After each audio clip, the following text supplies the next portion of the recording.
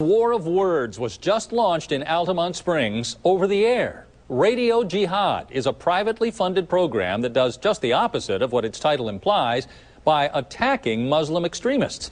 And as Channel 9's Eric Rasmussen found out, this program promises to be very controversial. Eric?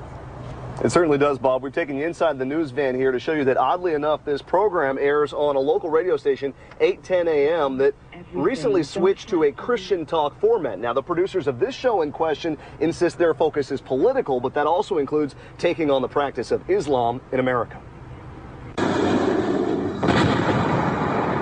The sound of planes hitting the Twin Towers is the first thing listeners hear on the new local radio show, Radio Jihad. It's time to rise and protect our American way of life. You could be offended. In fact, you will be offended by the content of the show. Is the idea here to offend some people?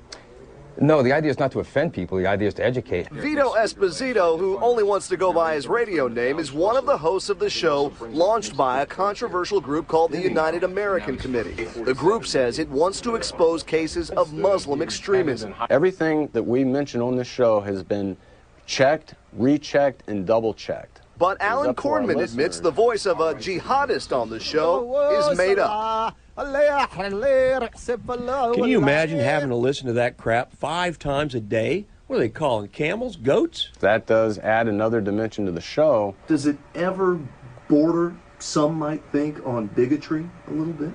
Well, no. All they're doing really is inciting hatred. The Council on American-Islamic Relations says the show goes too far. They're not just demonizing, they're not just marginalizing extremists, which we would wholeheartedly do.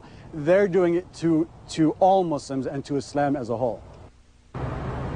Now, the producers of this show say they paid for the airtime with donations from supporters, but when we asked, they wouldn't tell us how much. They have paid for to be on air every Friday for at least the next 3 months. We're live in Altamont Springs. Eric Rasmussen, Channel 9 Eyewitness News.